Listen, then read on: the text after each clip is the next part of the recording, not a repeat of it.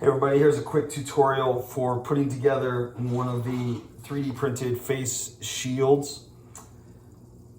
One of the most important things you're going to need to do is have an adjustable 3-hole punch. These positions on the 3-hole punch are standard. And then you want the edge of the bumper of the page to be a ½ an inch away from your first hole punch.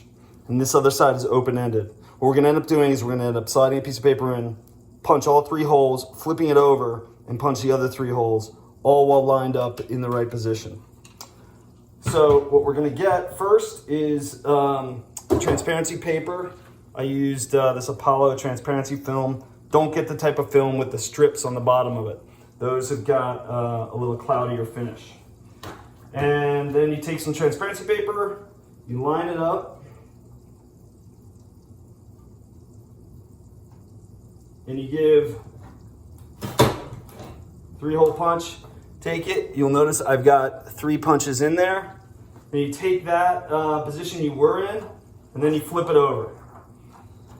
And that way, all the same holes will be relatively in the same spot. Punch it. And so now I've got a 6-hole punched piece of transparency paper. Let's take one of these pages. Let's take one of these 3D printed mask holders. The most important thing about putting the paper, the transparency paper, on the mask holder itself is to start in the middle. So once you get the first 2 holes positioned and put in, when you turn and go to the sides, you're going to want to pull with your thumb, kind of index finger and thumb, and then push with your other thumb while you're pulling, and that'll give it a nice sort of pop into position. You'll do that for both sides, and then I'll do it again on this side.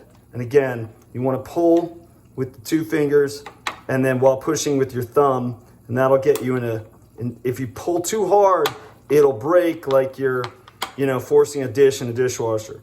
The transparency paper can be kind of fickle that way. And there you go. You got a face shield, PPE. Yay.